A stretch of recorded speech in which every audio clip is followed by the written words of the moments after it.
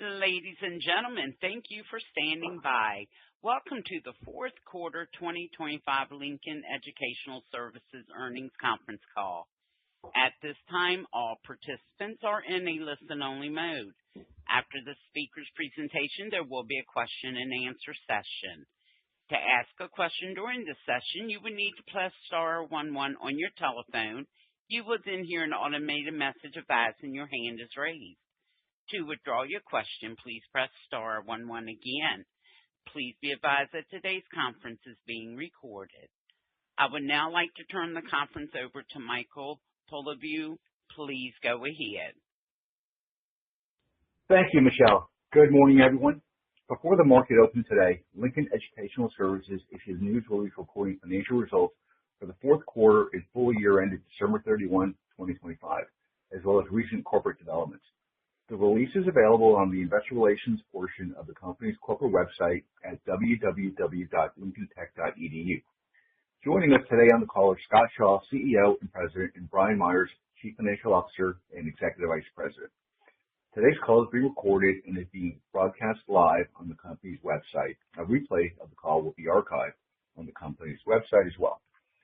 Statements made by Lincoln's management on today's call regarding the company's business that are not historical facts may be forward-looking statements as a term is identified in federal securities laws. The words may, will, expect, believe, anticipate, project, plan, intend, estimate, and continue, as well as similar expressions, are intended to identify forward-looking statements. Forward-looking statements should not be read as a guarantee of future performance.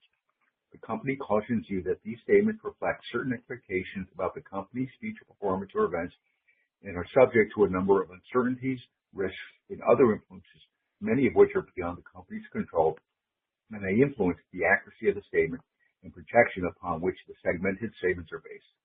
Factors that may affect the company's results include, but are not limited to, the risks and uncertainties discussed in the risk factor section of the annual report on Form 10-K and the quarterly report on Form 10-Q filed with the Securities and Exchange Commission. Forward-looking statements are based on information available at the time those statements are made and management's good faith belief as of the time with respect to future events. All forward-looking statements are qualified in their entirety by this cautionary statement, and Lincoln undertakes no obligation to publicly revise or update any forward-looking statement, whether as a result of new information, future events, or otherwise after the date thereof. One other housekeeping matter. During the Q&A portion of the call today, we would ask questions to limit themselves to 2 questions, and then we'd be to ask any additional questions. In advance, we thank you for your cooperation. Now, I'd like to turn the call over to Scott Shaw, CEO and President. Scott, please go ahead. Thank you, Michael, and good morning, everyone. Thank you for joining us today to recap our exceptional fourth quarter and full year operating and financial performance, as well as introduce our guidance for 2026.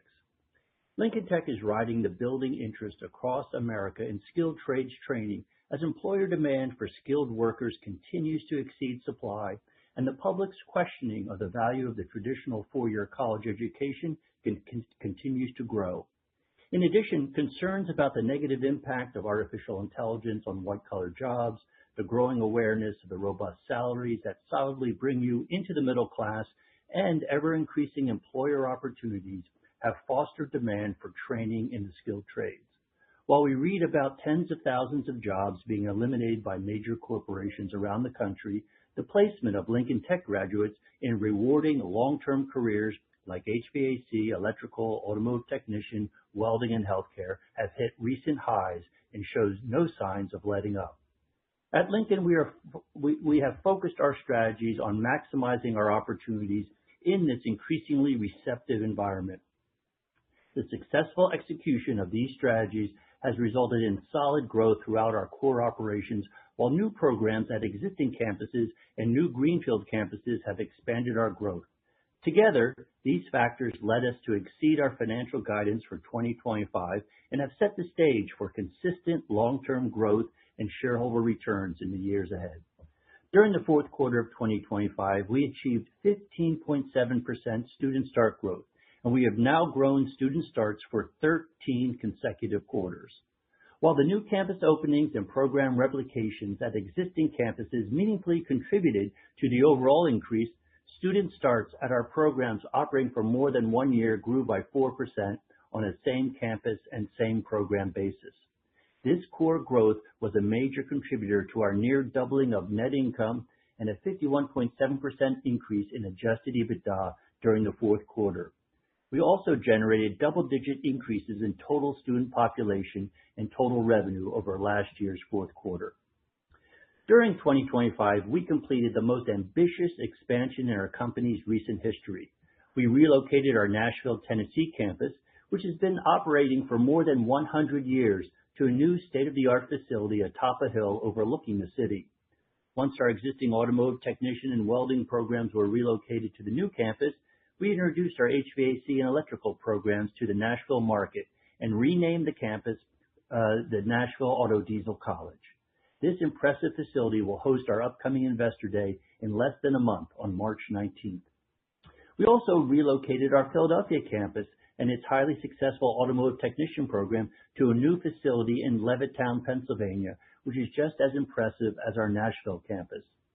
This 90,000 square foot building now houses newly opened HVAC, electrical, and welding programs, as well as the automotive program, and provides Lincoln Tech with ample space to grow over the coming years to help Pennsylvania employers meet demand for skilled workers.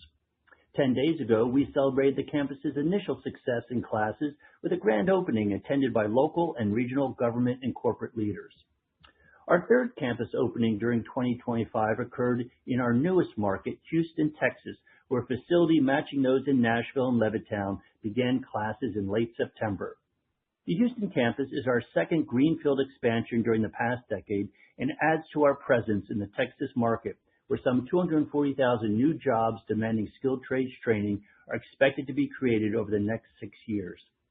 We held the grand opening of the Houston campus last Wednesday, and like all the campuses opened in 2025, the initial enrollments are meeting or exceeding expectations and are expected to be a major contributor to our continued start growth in 2026. Our new campus development efforts were expanded during 2025, and we now aim to initiate 2 new campus projects each year. In 2026, we are focusing on developing new campuses in Hicksville, New York, and Rowlett, Texas. Hicksville is on schedule to open during the fourth quarter of this year, while Rowlett is expected to begin classes in the first quarter of 2027. Both campuses will provide HVAC, electrical, automotive technician, and welding training programs and expand Lincoln's presence in growing metropolitan locations. In the case of Hicksville, it's metropolitan New York, where we have a very successful automotive technician and electrical program in Queens. In the case of Rowlett, it's metropolitan Dallas, where our Grand Prairie campus has been one of our most successful operations. The adding of a second campus in an underserved growing metropolitan market has been a most successful strategy for Lincoln, first executed at our East Point campus in Atlanta, which opened in 2024. The demand for our programs at East Point exceeded our initial expectations, and in 2025 we signed a lease to build out an additional 10,000 square feet of space at that facility. We expect to complete this expansion in 2026. In addition to new campuses, we have successfully executed the bulk of our program replication strategy at existing campuses. However, in January of 2026, we opened an electrical program at our Plainfield, New Jersey campus, which was the 12th replication at an existing campus during the past 2 years. Like new campuses, these replications are significant contributors to our 15% start growth during 2025 and our outlook for continued start growth in 2026. However, I want to emphasize that our core business is also very strong, with approximately half of this year's growth coming from campuses and programs that have been open for more than a year. We believe our Lincoln 10.0 hybrid teaching platform is also playing a major role in this growth by providing flexibility to our students who often need to balance work and life while earning their certificate or degree. We have achieved this flexibility by combining hands-on learning at campus facilities with a component of classroom work delivered through online instruction, which reduces the time needed to complete many of our curriculums and accelerates our graduates to their highly rewarding careers.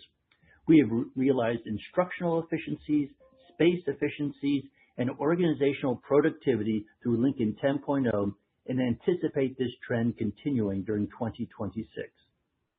Meanwhile, we continue to evaluate opportunities to expand into other underserved U.S. markets and build on our core operations growth.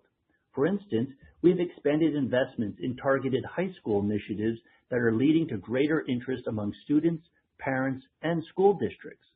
At the same time, and further reflecting the shift in mindset, high schools are reaching out to us to explore how to offer our skilled trades programs to their students.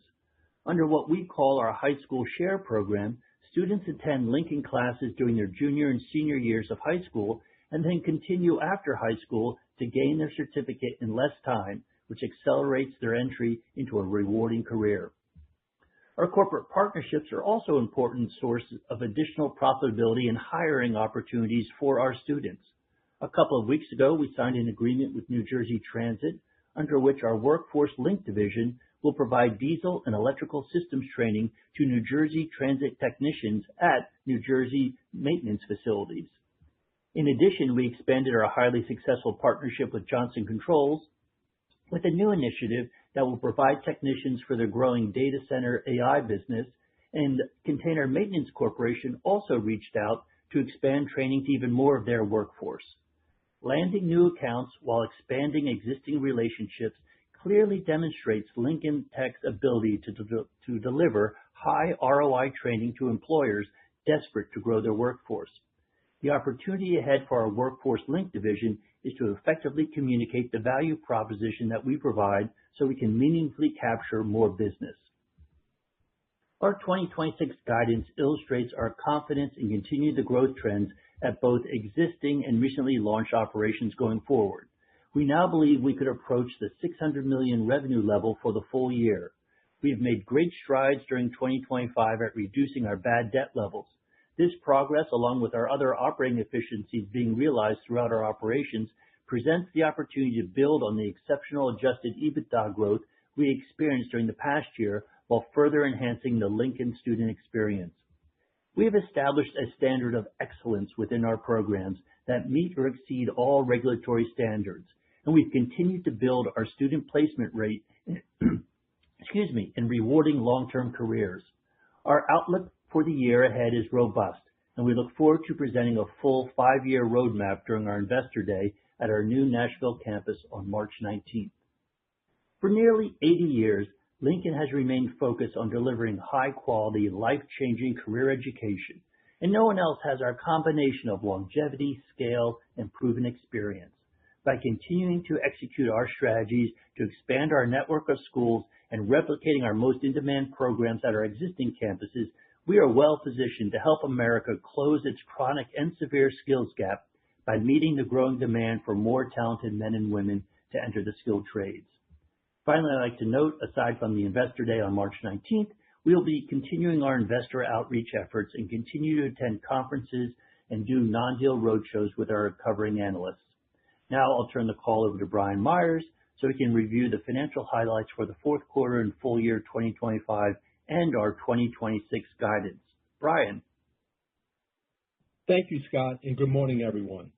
From a financial perspective, Lincoln achieved many milestones during 2025. Our performance has positioned the company to achieve strong growth and increasing profitability as reflected in our 2026 guidance and our long-term outlook. As Scott said in his remarks, we had an excellent finish to an already strong year. We outperformed our most recent guidance for revenue, net income, and adjusted EBITDA while meeting start guidance with 15.2% growth year over year. I'll provide more detail on these results, but first I'll start with our fourth quarter performance. As a reminder, comparisons to the prior year will exclude the transitional segment, which consists of our former Summerlin, Las Vegas campus sold in late 2024. Fourth quarter revenue grew by $25.2 million or 21.4% to $142.9 million. This growth was driven by a 17% increase in average student population and a 3.7% increase in revenue per student. We enrolled nearly 4,000 new students during Q4, representing start growth of 15.7% and extending our track record of consistent year-over-year growth to 13 consecutive quarters.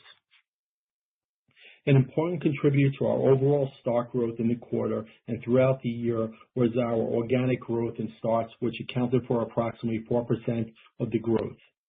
This excludes new campuses and program expansions launched in 2024 and 2025 and highlights a strong demand for our existing programs.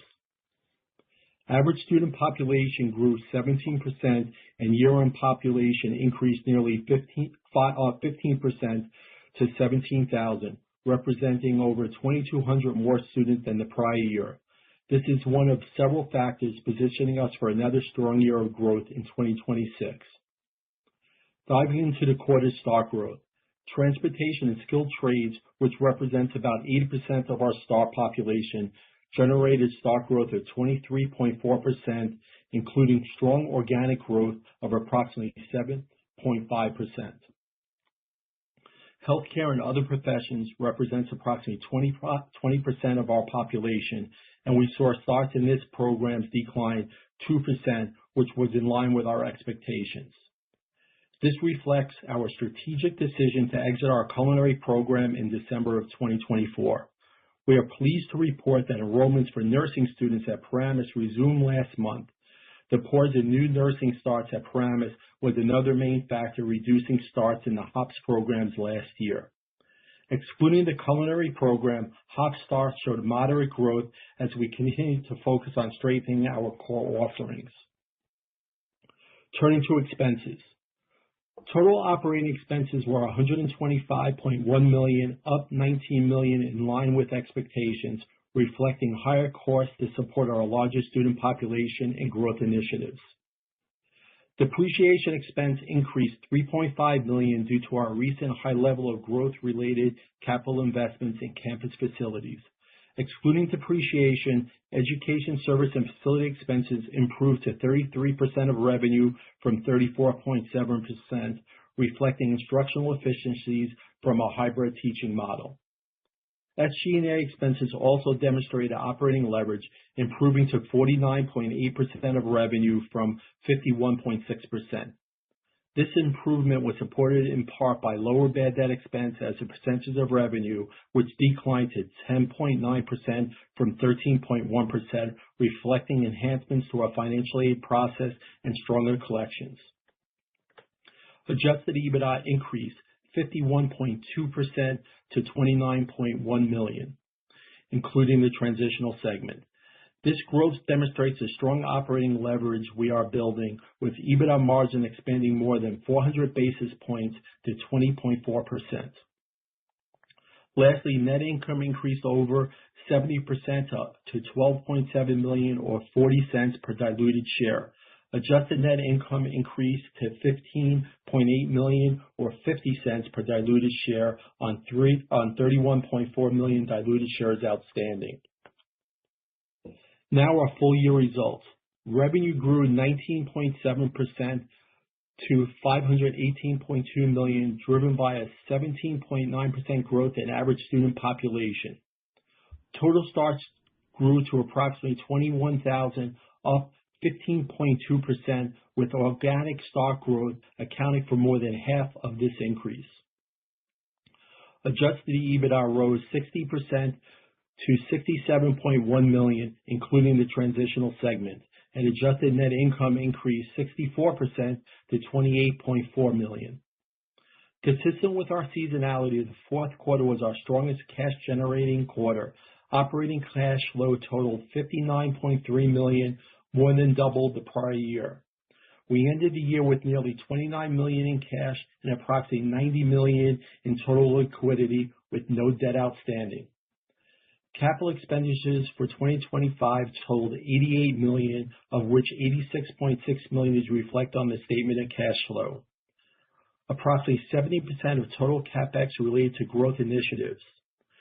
We exceeded our CapEx guidance due to opportunities to accelerate construction activity at campuses under development, shifting spend from 2026 into 2025 while maintaining original campus opening timelines and budgets.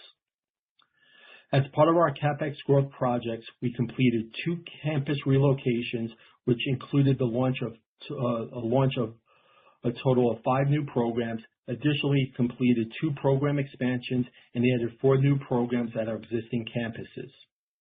Within 3 years, we expect each of these programs to generate on average around $1 million in incremental EBITDA, contributing significantly to future profitability. Looking ahead, based on our current trends and visibility, we are providing the following guidance for 2026. Revenue of $580 to $590 million, adjusted EBITDA $72 to $76 million, net income $20 to $23 million, diluted EPS 64 to 74 cents, student stock growth of 8 to 13%, capital expenditures ranging from $70 to $75 million.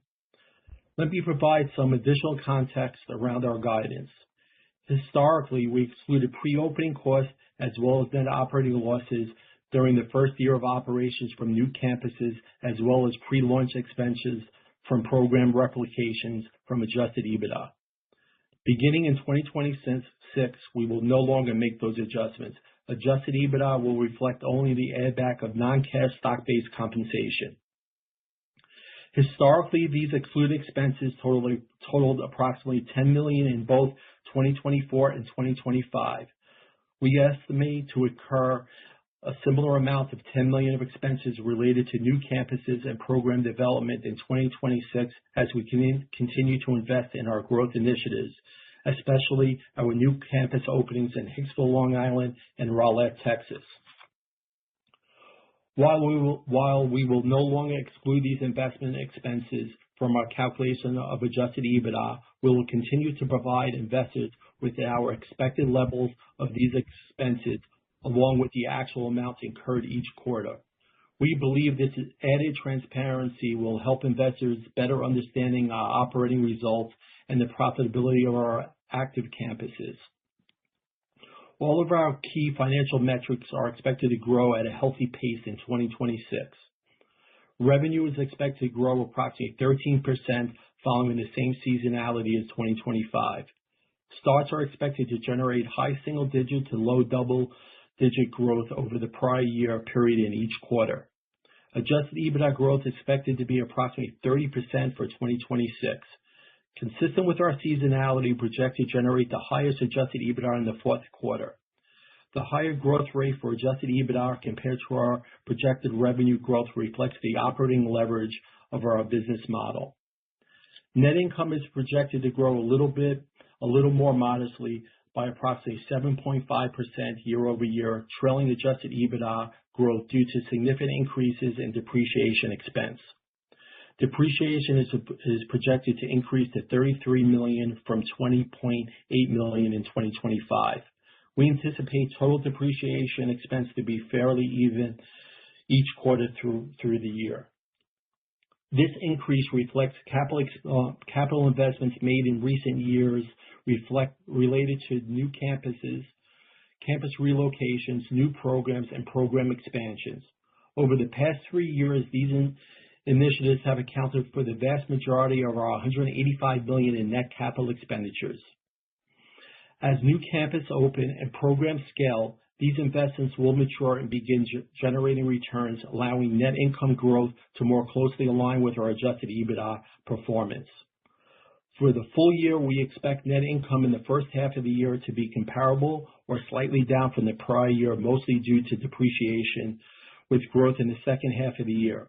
We anticipate the fourth quarter to be our strongest quarter of the year, driving the majority of our overall improvement. Regarding capital expenditures, we expect the majority of spend to occur in the first half of the year, with approximately 70% allocated to growth initiatives, including new campuses and program expansions. The remaining capital will be focused on enhancing our facilities, classrooms, and training equipment to further improve the student experience. While capital spending will remain at a robust level of $70 to $75 million in 2026, it is now comparable to our adjusted EBITDA and operating cash flow, both of which have grown significantly. As a result, although we expect to utilize our credit facility during the year, Based on our current announced campus expansion plans to date, we anticipate finishing 2026 with no debt outstanding once again. Net interest expense is expected to be approximately $5 million, primarily driven by increased borrowings. In terms of timing, we anticipate expenses to be relatively evenly distributed throughout the year, with slightly higher levels in the second and third quarters. Our income tax provision is expected to be approximately 29% of pre-tax income. Lastly, we forecast our diluted weighted average common shares outstanding to range from 31.1 to 31.4 million for the quarters and approximately 31.2 million for the year. In closing, we are proud of our 2025 performance and enter 2026 with strong momentum and confidence in our continued strength of our business. As Scott mentioned, we will be sharing our 5-year outlook at our Investor Day on March 19th at our newly relocated Nashville, Tennessee campus. I want to thank our Lincoln team for their dedication and commitment to delivering exceptional education while creating long-term value for both students and shareholders. Now I'll turn the call over to the operator for questions. Operator? You. As a reminder, to ask a question, please press star 11 on your telephone and wait for your name to be announced. To withdraw your question, please press star 11 again. And we ask that you please limit to one question, one follow-up. And if you have additional questions, you may rejoin the queue. And our first question will come from Alex Paris with Barrington Research. Your line is now open. Hi, guys. Thanks for taking my questions. Congrats on the strong finish to the year. Looking forward to Investor Day and the 5-year targets. Thanks, Alex. So are we. Great. I'll focus my questions on demand, which continues to be very strong across the board, from organic growth to new campuses and program replications. You make some allusion in your overall your prepared comments about increased investment in your high school initiatives. Can you maybe go over that with us a little bit? Sure. Excuse me. Historically, we've been getting about 20% of our students from the high school market. And even though we've been doing that, there have always been high schools that have been, I'll say, hesitant to let us in to talk to their students. And over the last 24 months, that has been changing. And so as the market is being far more receptive and as we're hearing more comments from high school parents and guidance counselors that the trades really are important to them and their students, we're basically investing in putting more talent out there to go out to more high schools to recruit more high school students. I think it's the right time, the mood is right, and we're going to lean into that as much as possible. And I'm anticipating that we'll start getting more growth. We did grow our high school business this year. It'll grow again next year, but I think the real kickers will come, frankly, in 2027 and 2028. Building high school teams is a long-term investment play. As you know, you're meeting with students, you're meeting with guidance counselors in the fall and the spring and waiting for those students to then start in the summer. And we've already made good progress and we've established some new relationships, but I really anticipate that that's going to really ramp up much more so, as I said, 12 months and 24 months from now. That makes sense, and that's great color. I appreciate that. And then my follow-up question, I guess, would be just looking at the results by program. As you said in the prepared comments, transportation and skilled trades were up 23% in the quarter and the year, down in the quarter and the year for healthcare and other professions. I think you called out culinary program in 2024, which was eliminated, and Paramus wasn't able to enroll new nursing students for a while. Maybe just a little bit more color on healthcare and other professions. If you exclude those two, what is the balance of the healthcare and other profession business doing right now? Yes, thanks, Alex, and good points. So, yes, first of all, in 2026, we expect that the healthcare sector will be growing. As you mentioned, we are able to now re-enroll at our Paramus campus, so we'll be able to grow and enroll students at all 7 of our LPN campuses. kind of somewhat put that in perspective, we closed out 2025 with maybe 40 students in our LPN program at Paramus. And before we were stopped from enrolling students there, we had over 250 students at that campus. So I'm anticipating that that's going to start ramping up again, which is going to help us grow our healthcare sector. Also, as you mentioned, we did exit, and we've been exiting over the last couple of years, programs that we know just don't provide the strongest ROI. And so we exited, well, everything basically in the hospitality area, which include culinary. While we had great employers, as I've said in the past, whether it's Disney, Marriott, and various chains coming to hire our chefs, they just don't pay a lot. And the recent data that came out from the department in January that kind of highlighted it's their version of gainful employment, I'm happy to say that all of our programs clearly passed the threshold. And that's due to the fact that, frankly, we just exited those programs that didn't do well, such as cosmetology and culinary. But we're really poised for more growth. We've taken all the right moves. It puts us in a good position. And, like I said, we're leaning into high school. We're also going to continue to lead into the skilled trades and automotive. We just continue to see interest and demand from employers and students in both of those areas. That's great. If I were to have a third question, that would have been my last one, the earnings test. And you said, just to be clear, that all your programs passed the threshold. That is correct. That is correct. Excellent. All right. Well, thank you very much. Congrats, and I'll get back in the queue. Thanks, Alex. Thank you. And our next question will come from Luke Horton with Northland Capital. Your line's open. Hey guys, thanks for taking the questions and congrats on a really, really strong end of the year here. Just wanted to start with sort of the 2026 outlook. If you could dive into some of the puts and takes or assumptions baked into that guide from an organic perspective versus new campuses, continued hybrid learning rollout. Just kind of your thoughts around the 26 guide. Sure. I'll start off, Brian, and you can fill in anything. Sure. We expect to see continued trends that we've experienced. As we mentioned, in 2025, about half of our growth was from organic business, so that's growing existing programs at our existing campuses. I anticipate that that's going to continue, maybe not at the same level that it did this year, just as the numbers keep getting bigger and bigger, but it will be meaningful. And then second of all, we do see the prospect of all the programs that we've put in place in the new campuses that we're opening. So that really gives us the confidence to give you this guidance for starts. And I'm anticipating that if trends continue, we'll certainly be at the middle to the high end of that range. And then, as you know, that's what drives everything else. It drives the revenue. And given the efficiencies we have with our hybrid model and given where we are with the number of students in the classroom, as we continue to increase those student-teacher ratios, as we continue to increase the density at our campuses, those additional dollars do drop to the bottom line.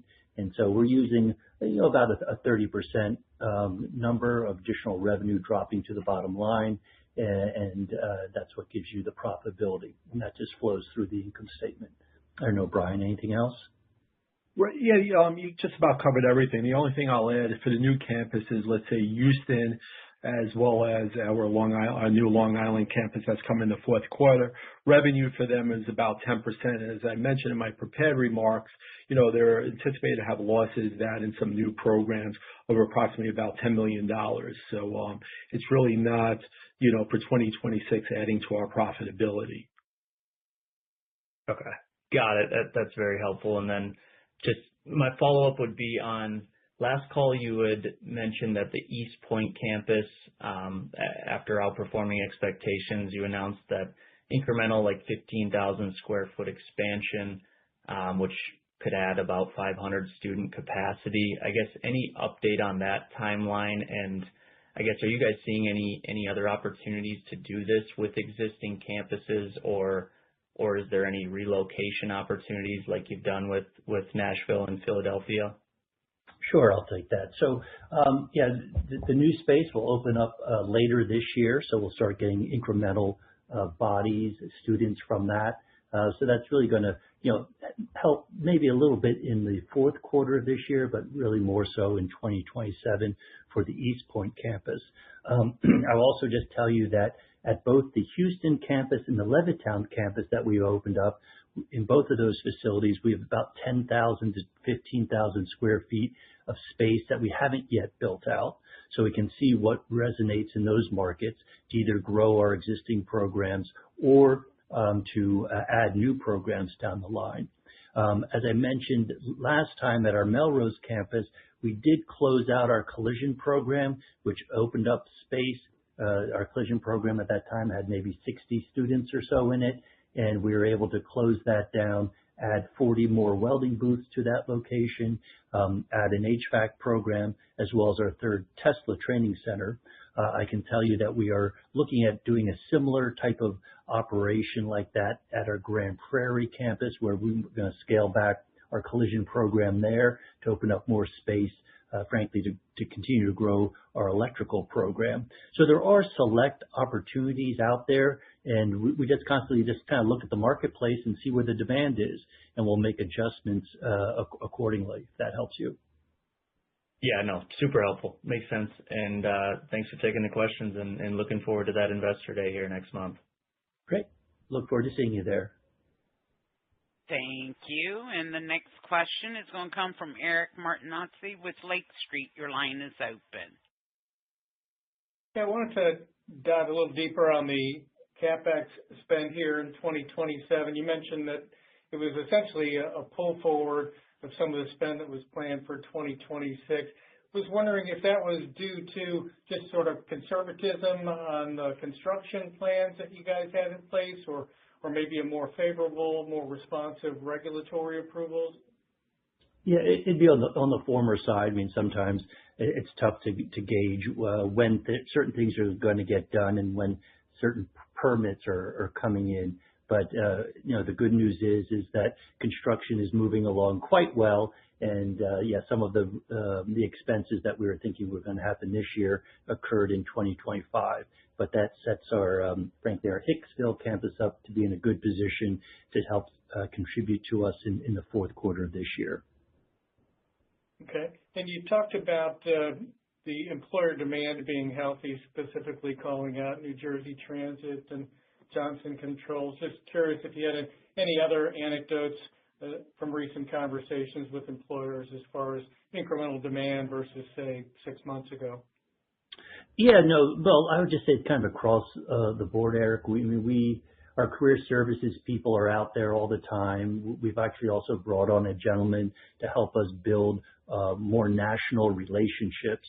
And all I can say is that people are seeing more opportunity and not less as we continue to penetrate each market and get deeper into it.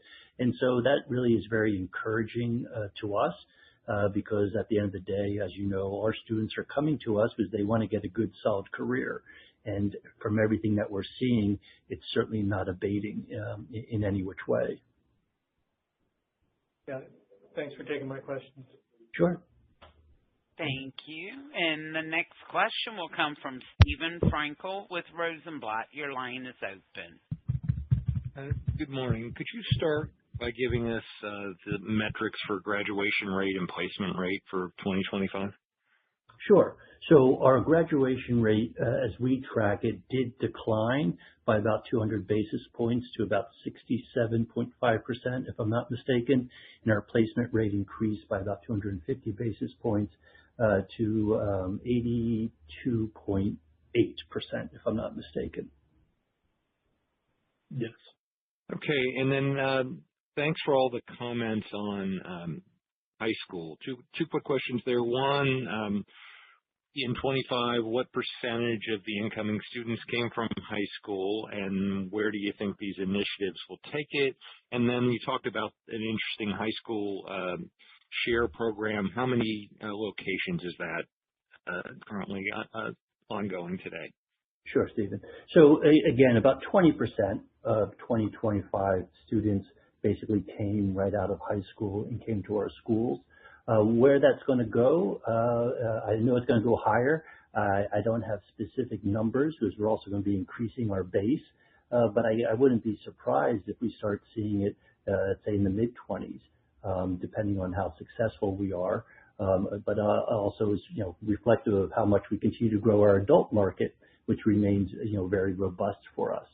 With regards to the high school share program, right now I'll say this, we have about, let's say about 150 students in that program, and that's mainly in New Jersey, since we have strong relationships there. However, we did bring on someone to help us grow this, and I can tell you that we literally have interest from dozens and dozens of school districts around the country. As to what will materialize, it's hard to say. These school districts are very difficult to, I'll say, work with, and they're not necessarily quick to work with us. But we love the idea because, as you probably know or may know, 20% of people in community colleges are in high school. They're doing dual enrollment. So we said, well, why can't we do the same thing with the trades? And so for the students that we're serving today, if they start with us in their junior year, they'll graduate having completed more than 50% of our program, which means that if they were to enroll with us, they can continue their education, graduate in half the time with half the debt. It's kind of a win-win situation. So it's a wonderful opportunity. It's still in its infancy, but we're certainly going to push it as much as we can because I think it's a win-win for everyone. Thank you. Yep. As a reminder, to ask a question, please press star 11 on your telephone and wait for your name to be announced. And our next question will come from Griffin Boss with B. Riley Securities. Your line is open. Hi, good morning. Thank you for taking my question. Very solid results and guidance, and I appreciate the level of detail you've provided today. So just one for me. I want to jump back to build on what Luke asked earlier regarding the guidance. Can you just kind of dig into how you're thinking about the revenue guide? Because if you look at the low end of the revenue guide implies about 12% year-over-year growth, really, really solid. But then you look at starts and you got that wide 8 to 13% range. So kind of what are the puts and takes there in terms of, let's say you hit the low end of the revenue guide at 580, got 12% growth, and starts are 8% or something. What's accounting for the delta there? I mean, are you anticipating 3% tuition increase for the year, which makes up that other 3 to 4% kind of?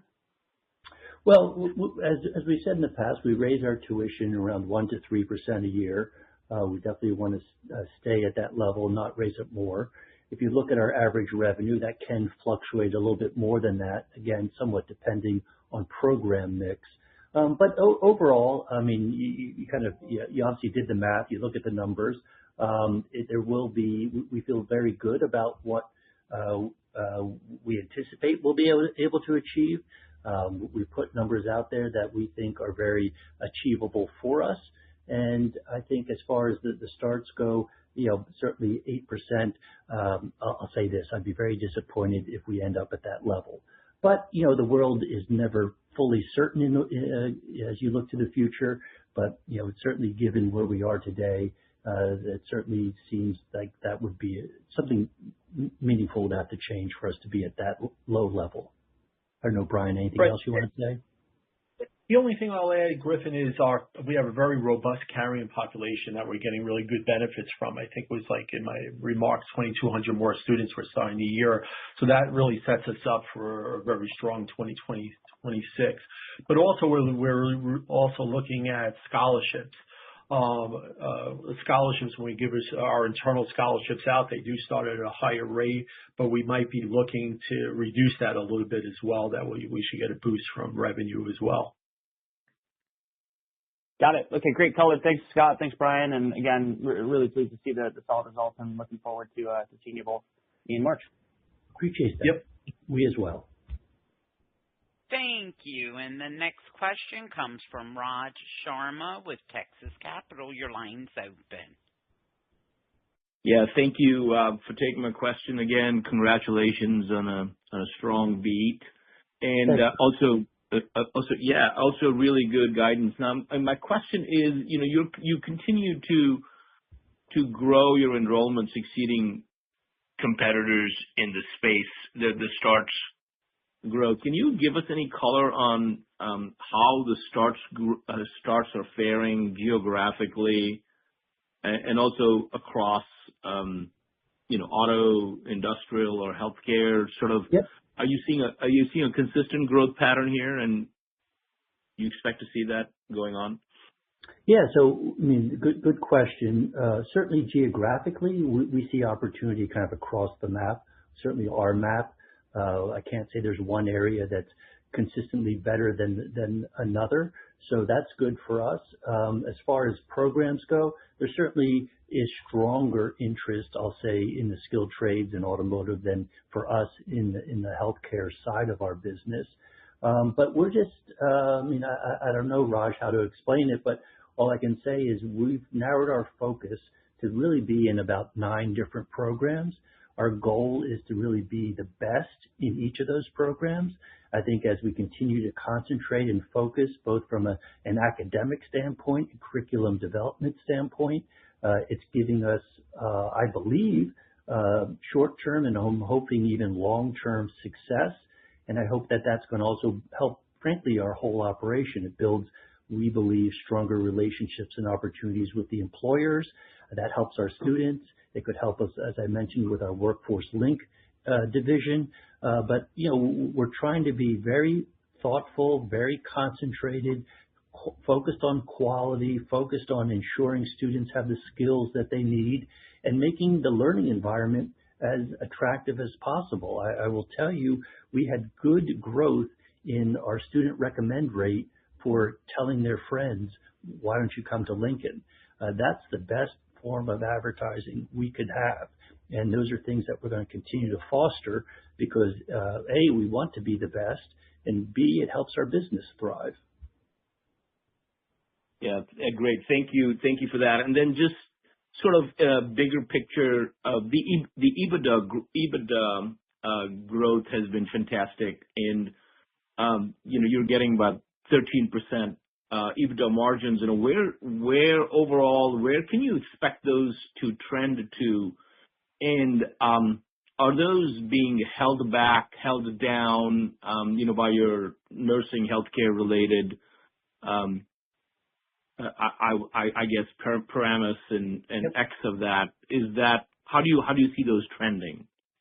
Well, as in our guidance and how we see things operating, I would anticipate that our EBITDA margins should continue to grow at the 150 to 250 basis points a year as we continue to grow our business. We get great operating leverage kind of across the board. We obviously have a lot of fixed costs, but once you have that faculty member, once you have that classroom, and as long as you have additional capacity, driving more people into it is what drives those margins.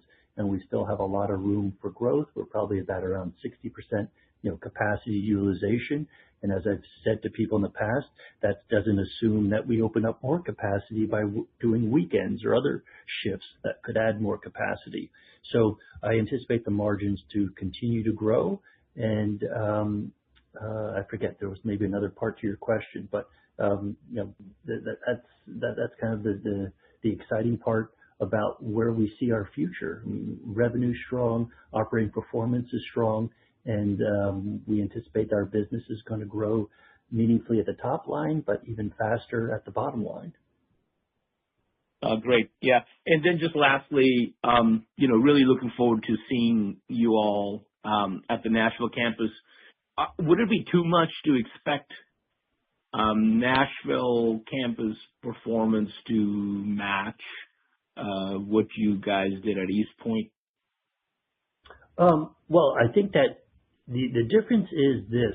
The East Point campus is truly a local serving campus. So it's all adults and high school students from that geography. Our Nashville campus is our most unique campus in that it is certainly serving the local market, but it will also serve a much larger universe. So it enrolls students from, I believe it's 9 or 11 neighboring states. And so that campus is much more focused on the high school market. And that is one of the areas that we're going to be really growing our high school market. So I anticipate that the Nashville campus can become certainly as profitable as the East Point campus, but the pace at which that happens will be a little bit different because, as we've mentioned with the high school program, you do a lot of work, you grow it in the summer, you do a lot of work, and then you grow it again in the next summer, versus the East Point, every month as we enroll new students, we're able to constantly build that population base. So I hope that helps you there. Yeah, great. Thank you. I'll end it there. And again, congratulations on fantastic results. Thanks, Ross. See you guys. See you next month. Thanks, Ross. Yep. Thanks. Thank you. I am showing no further questions at this time. I would now like to turn the call back over to Scott Shaw for closing remarks. Thank you, operator, and thank you all for joining us today as we reviewed our continued progress and set forth financial guidance for 2026. Lincoln is benefiting from both macro operating environment trends, changes in public policy, and our own consistent execution of growth initiatives at our existing campuses and new facilities. Our investments in our operations, our students, and our organization creates numerous opportunities to generate increasing levels of shareholder returns over several years. Our success is only made possible by the commitment and dedication of our faculty and staff and the success of our students. I'd like to thank our shareholders for their support and our entire team for their dedication to achieving our goals. And I hope to see our analysts and investors at our Investor Day on March 19th.